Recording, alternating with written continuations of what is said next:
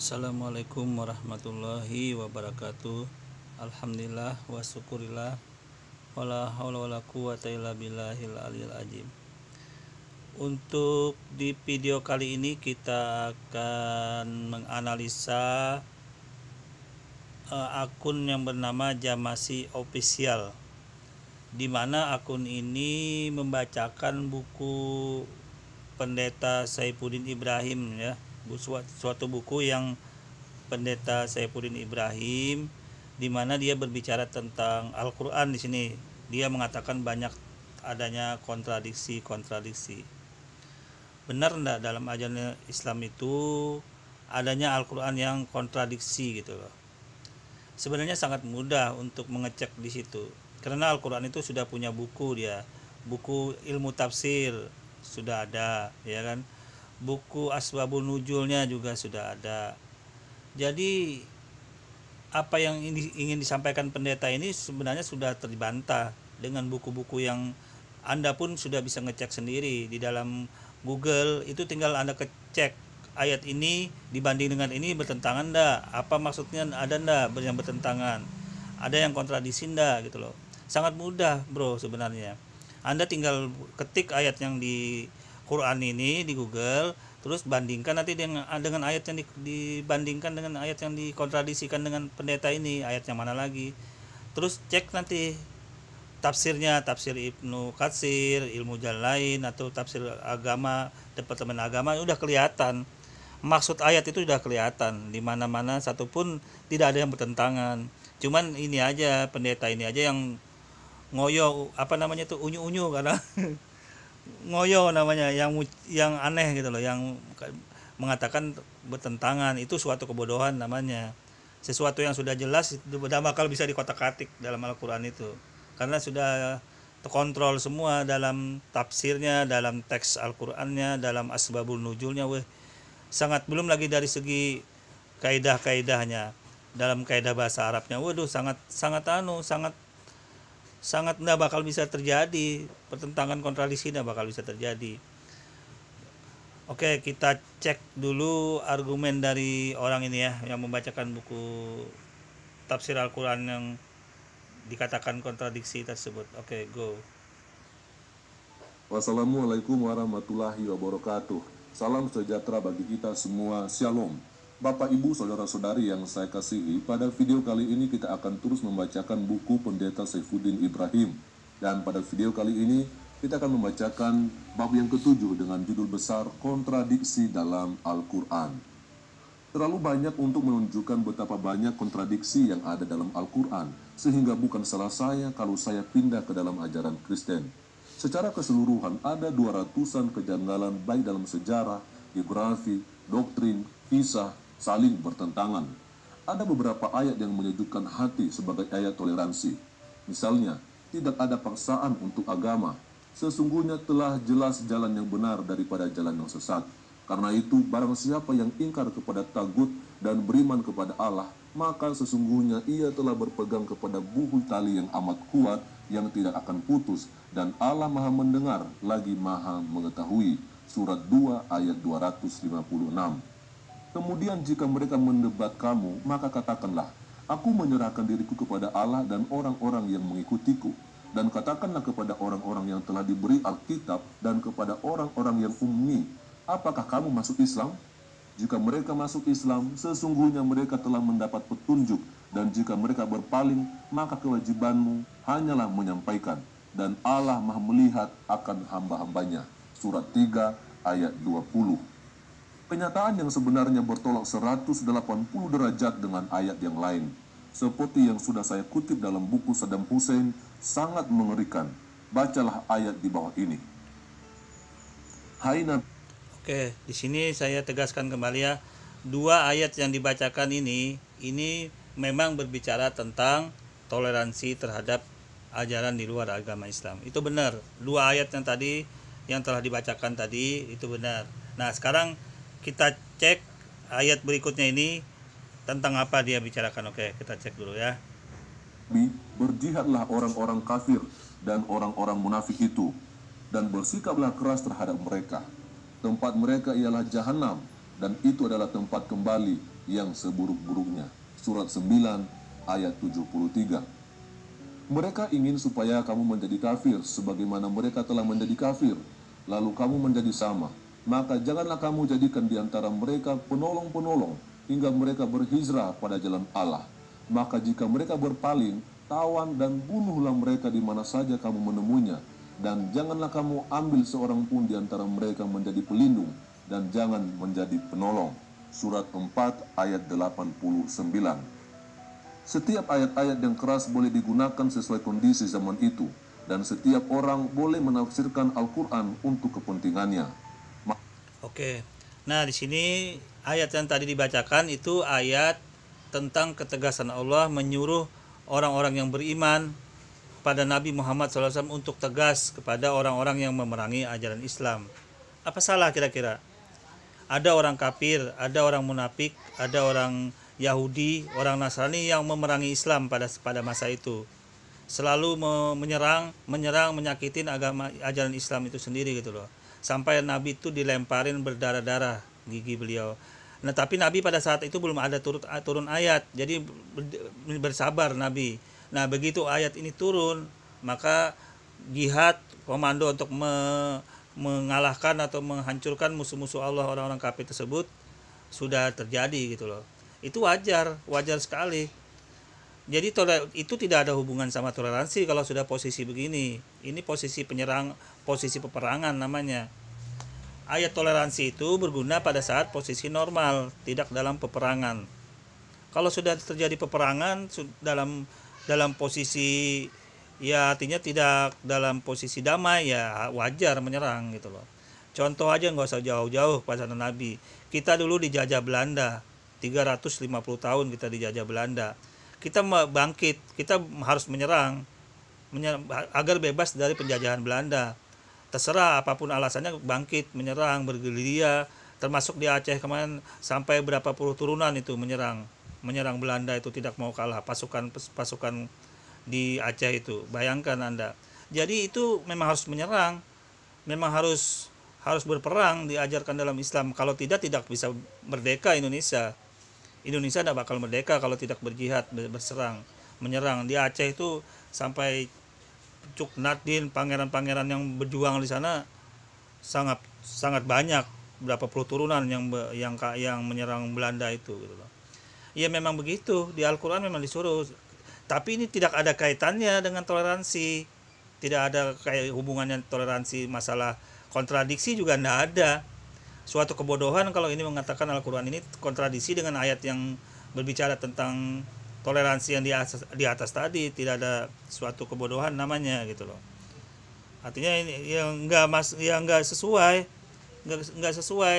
anunya yang dibaca, yang disampaikan tersebut tidak sesuai.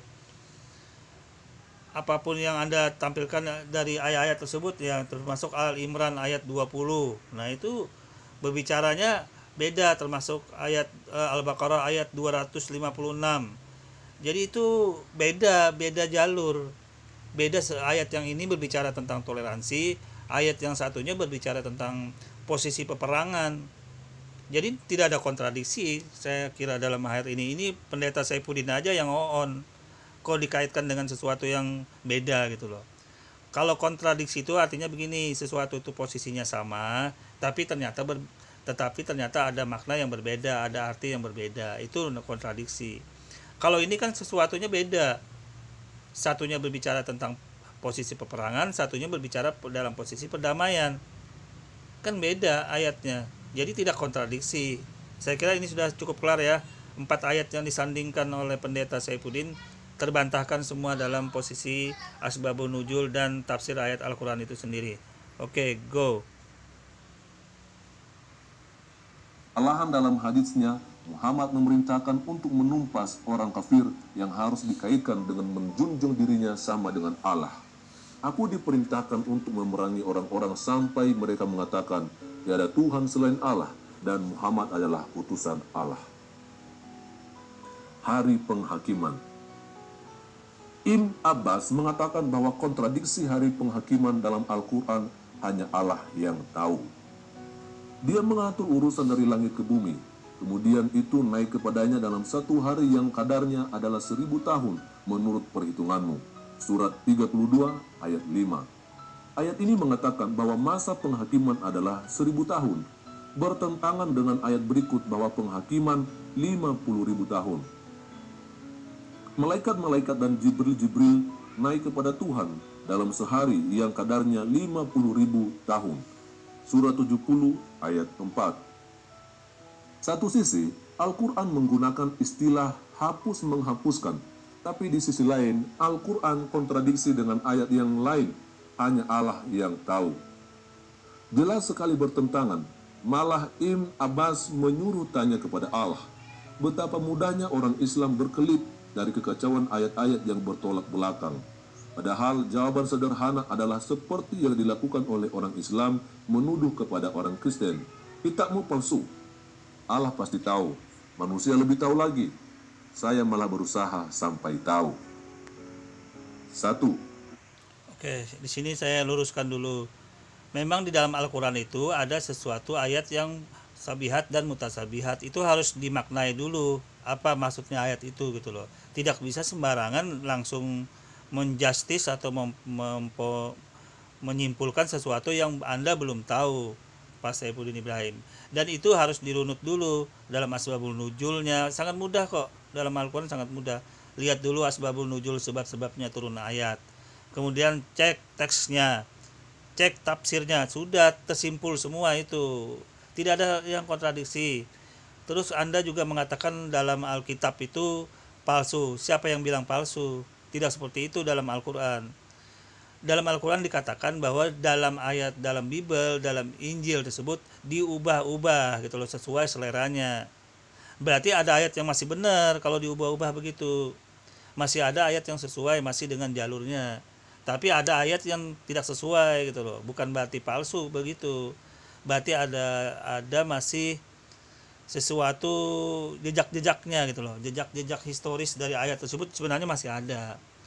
Cuman tinggal menggalinya aja gitu loh. Tinggal menggali dalam Injil tersebut, pasti ada nanti ketemu runutnya, jalannya.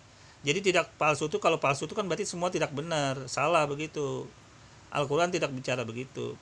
Al-Quran bilang begini, itu dirubah-ubah sesuai kemauannya, sesuai keinginannya yang dimaksud dalam ayat Bible Injil tersebut. Berarti masih ada sisa-sisa jejak-jejak kepalsuan, yang maksudnya jejak-jejak perubahan itu ada gitu loh, yang dirubah loh. Bukan semuanya, bukan semua di kitab Injil tersebut salah, bukan seperti itu. Masih ada titik-titik yang benar, masih ada jejak-jejak yang benar, masih ada. Oke, saya kira ini cukup ya masalah ini. Apabila sangkakala ditiup, maka tidaklah ada lagi pertalian nasab di antara mereka pada hari itu, dan tidak ada pula mereka saling bertanya. Surat 23 ayat 101. Ayat ini mengatakan kalau sudah ditiup sangkakala, maka tidak ada hubungan pertalian antara manusia. Tapi bertentangan dengan ayat sebahagian, dan mereka menghadap kepada sebahagian yang lain berbantah-bantahan. Surat 37 ayat 27. Nah, di ayat ini juga Anda harus tahu asbabun nuzulnya, sebab-sebabnya apa ini gitu loh. Artinya pada saat hari ditiup sangkakala itu, masing-masing diri itu bertanggung jawab pada diri sendiri, karena tidak mungkin terus memikirkan orang lain lagi gitu loh. Karena bahwa pada masa itu resah dan gelisahnya mempertanggungjawabkan keadaan diri sendiri aja, apalagi sempat memikirkan orang, tidak mungkin gitu loh. Jadi ini tidak bertentangan, dalam Al-Quran tidak bertentangan. Apa yang dimaksud mau ayat itu apa gitu loh. Anda harus tahu dulu tafsirnya apa yang dimauin. Yang dimauin ayat itu bahwa memang pada masa itu huru hara, keadaan sangat tegang, sangat tidak bisa dilukiskan gambaran manusia yang saat ini di dunia, betapa gelisahnya pada masa itu gitu loh. Dan ini digambarkan tidak sempat berurusan dengan urusan saudara, keluarga, apa tidak sempat lagi. Boro-boro mikirkan yang itu, urusan diri sendiri aja dipikirkan, tanggung jawab kepada Allah itu yang perlu dipikirkan. Saya kira cukup jelas ini ya. 2. Allah lah yang menciptakan langit dan bumi dan apa yang ada di antara keduanya dalam 6 hari. Kemudian dia bersemayam di atas arsy. Tidak ada bagi kamu selain daripadanya seorang penolong pun, dan tidak seorang pemberi syafaat. Maka apakah kamu tidak memperhatikan? Surat 32 ayat 4 bertentangan dengan, katakanlah sesungguhnya patutkah kamu kafir kepada yang menciptakan bumi dalam 2 hari dan kamu adalah sekutu-sekutu baginya? Demikian itu adalah Rabb semesta alam. Surat 41 ayat 9. 3. Maka kawinilah wanita-wanita yang kamu senangi. 2, 3, atau 4. Kemudian jika kamu tidak takut akan dapat berlaku adil, maka seorang saja. Ayat ini boleh beristri 2, 3, 4, asal bisa berlaku adil kepada beberapa orang istri. Nah, di ayat ini juga sudah jelas ketentuan maksud dari tafsir Al-Quran itu sendiri gitu loh. Mengenai ayat yang beristri itu juga sudah jelas bahwa 2, 3, dan 4 itu adalah sebagai pintu darurat. Dan juga itu sebagai jawaban bahwa mengcounter bahwa Islam tidak menutup masalah ini, karena nabi-nabi sebelum Islam dulu itu sudah berpoligami gitu loh. Jadi tidak bisa saklek seperti ajaran Kristen. Beda seperti itu. Padahal ajaran Kristen itu sumber asalnya dari orang berpoligami, yaitu Nabi Abraham. Nabi Abraham berpoligami. Itu kan menghasilkan anak Ishak dan Ismail dengan 2 ibu yang berbeda gitu loh. Jadi bagaimanapun harus tahu dulu sebab-sebabnya tidak bertentangan ayat Al-Quran ini. Artinya 2, 3, dan 4 itu sebagai pintu darurat dalam ajaran Islam. Anda cek aja ke pengadilan agama sana. Itu apabila orang nggak punya anak atau orang itu sakit, salah satu pasangannya sakit yang nggak bisa lagi melakukan hubungan seks, atau ada izin dari istri untuk melakukan poligami, mungkin itu menjadi nilai jual untuk bisa dikabulkannya poligami. Jadi pintu daruratnya susah sekali. Dalam Islam susah sekali dalam hal ini. Jadi tidak ada bertentangan dalam posisi ini. Oke, lanjut dulu ya.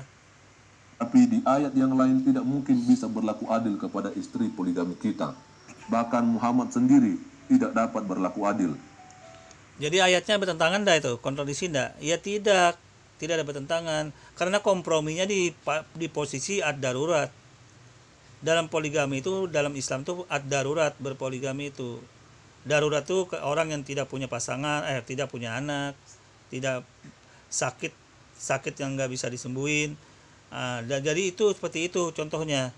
Jadi tidak bisa semudah itu, makanya tidak ada bertentangan. Ayat ini sama sekali tidak bertentangan. Dan apabila Anda kondisikan dengan Nabi Muhammad SAW, itu di lain jalur lagi. Karena pada masa ayat itu turun yang mengatur poligami, Nabi Muhammad sudah beristri lebih daripada 5, 6 ke atas. Jadi hitungannya ayat ini turun tidak bisa dikaitkan dengan Nabi Muhammad, dan itu tidak, dan masalah istri Nabi Muhammad SAW itu juga semuanya ada hikmahnya untuk periwayatan hadis-hadis dalam ajaran Islam. Jadi semuanya nggak ada bertentangan. Mengenai ayat ini turun, pengaturan ayat ini turun sesudahnya dan sebelumnya, itu perlu digarisbawahi dulu gitu loh pendeta. Dan kamu sekali-kali tidak akan dapat berlaku adil di antara istri-istri, walaupun kamu sangat ingin berbuat demikian. Karena itu janganlah kamu terlalu cenderung, sehingga kamu biarkan yang lain terkatung-katung. Surat 4 ayat 129. Bagaimana ayat ini diterapkan? Anda bingung, apalagi saya bingung juga. Dalam surat 90 ayat 1. Iya, nggak bingung. Anda cek aja ke pengadilan agama.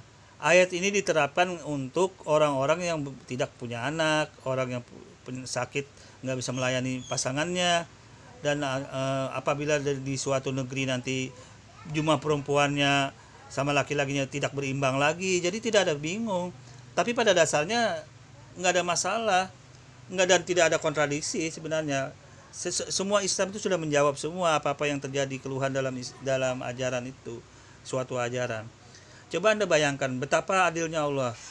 Salah satu tidak punya pasangan, apa sampai mau mati?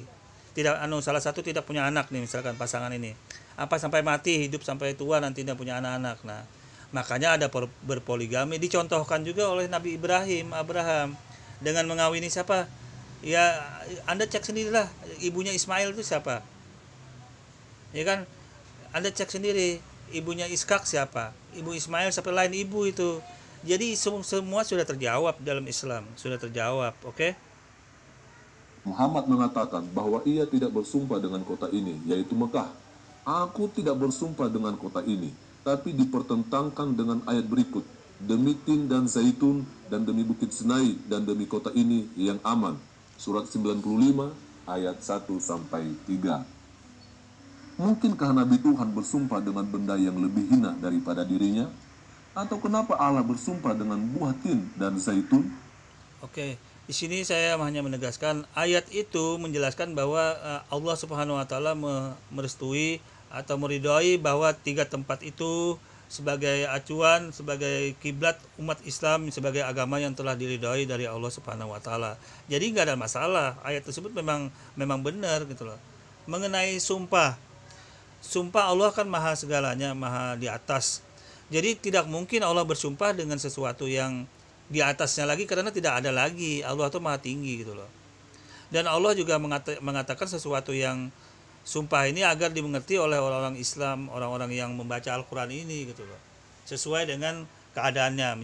Misalkan contoh, demi masa, demi waktu, wal asri. Nah jadi itu Allah mengatakan bahwa pentingnya itu waktu gitu loh. Jadi sumpah Allah ini juga tidak bisa dimaknai dengan seperti sumpah manusia, tidak bisa seperti itu.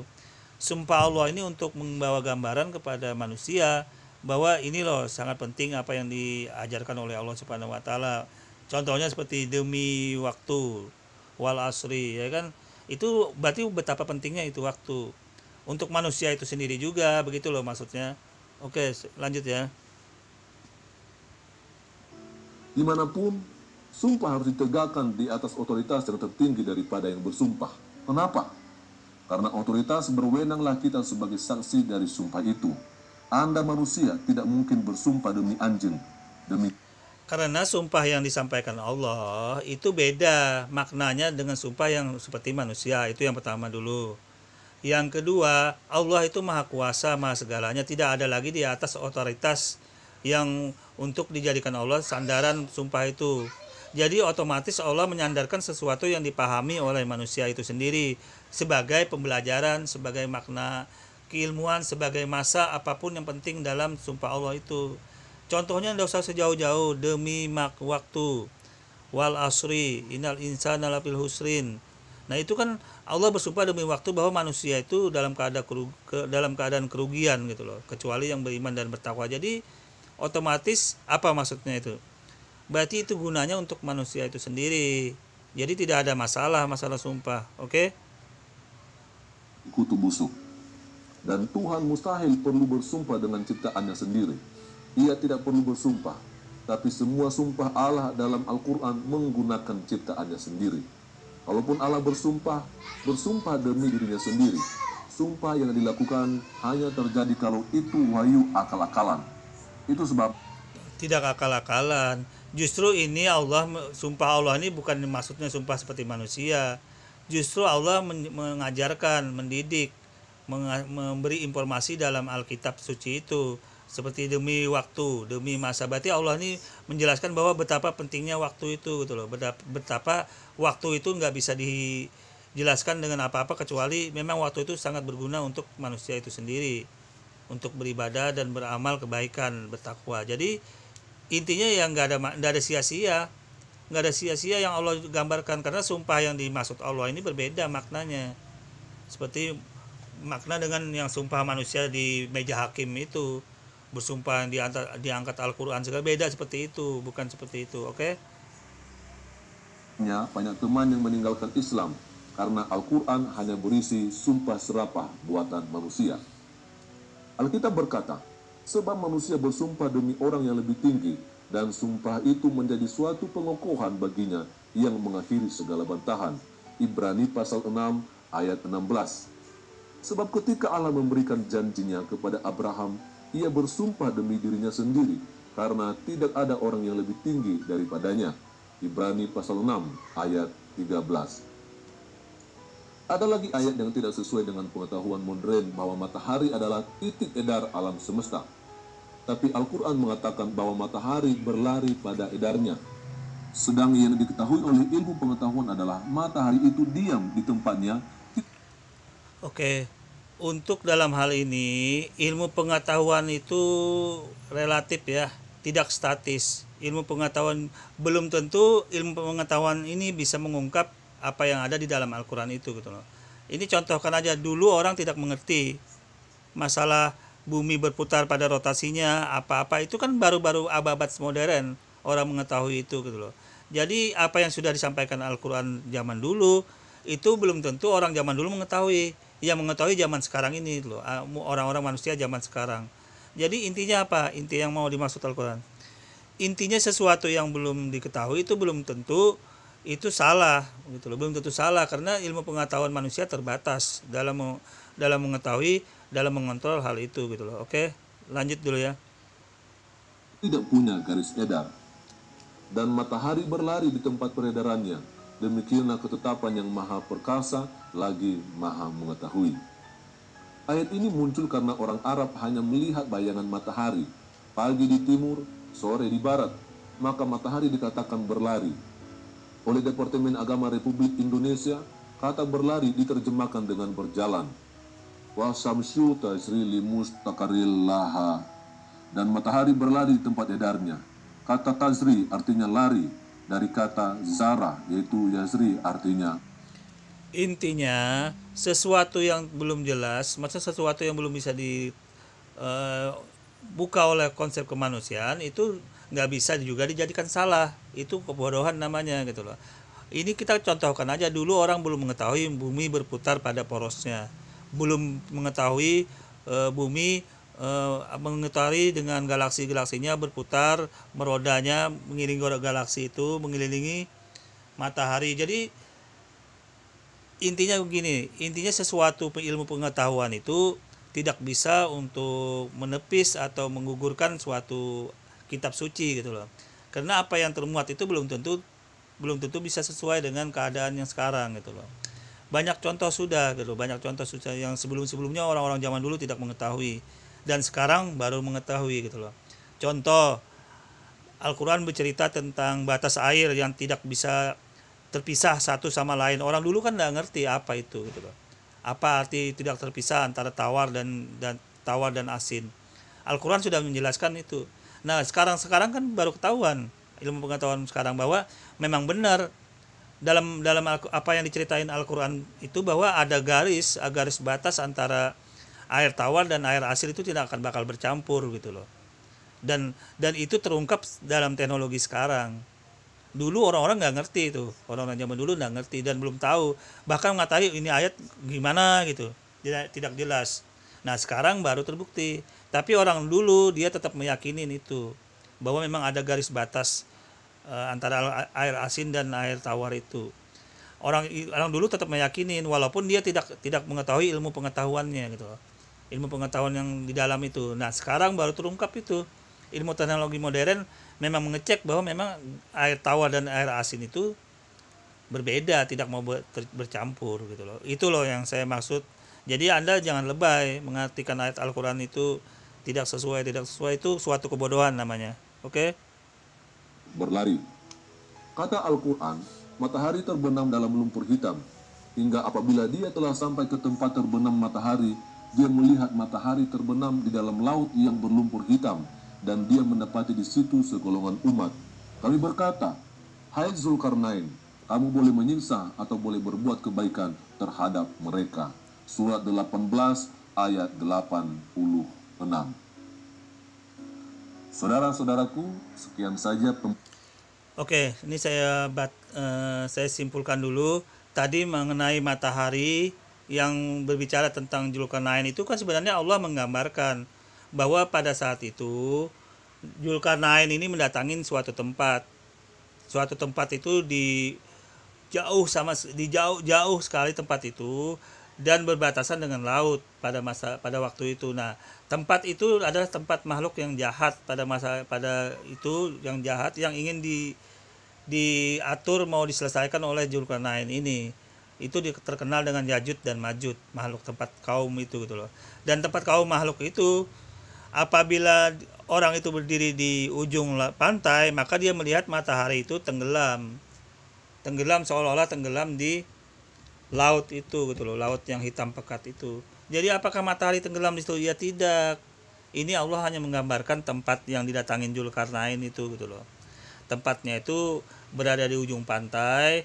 Nah, terus apabila matahari tenggelam, maka kelihatan seolah-olah matahari tenggelam di dalam laut itu. Padahal tidak, itu hanya Allah penekanannya pada tempat yang didatangin Zulkarnain itu, orang Yajud dan Majud nama tempat, dan dikurung itu sekarang dalam dinding itu dia, dalam dinding Zulkarnain itu manunya. Jadi intinya apa? Intinya ya lebay aja pendeta Zulkarnain, pendeta Saifuddin ini dia mencoba memutarbalikan ilmu tafsir Al-Qur'an, memutarbalikan ilmu nuzulul Qur'an, asbabun nuzul Al-Qur'an. Dia coba memutarbalikan fakta itu aja gitu loh. Tapi apapun yang Anda mau putarbalikan dalam Al-Qur'an tidak akan bakal bisa, karena sudah terkontrol dan terfilter, semua sudah terkondisi dalam Al-Qur'an itu, semua sudah lengkap. Apa yang bisa Anda serang di Al-Qur'an, coba Anda lihat. Dari segi bacaan sudah terkontrol dengan tajwid, dari segi tafsir, dari segi terjemahan terkontrol dengan tafsir yang sudah dimuat oleh imam-imam. Dari segi pemaknaan terkontrol dengan buku Asbabun Nuzul Al-Qur'an. Nah, dari segi periwayatan, dari makna gambarannya terkontrol dengan hadis-hadis Nabi. Jadi semua terkontrol, tidak bisa dibohong-bohongin lagi seperti pendeta Saifuddin ini gitu loh. Oke, saya kira sudah cukup jawab ya, jelas ya. Kurang lebihnya saya mohon maaf. Wassalamualaikum warahmatullahi wabarakatuh.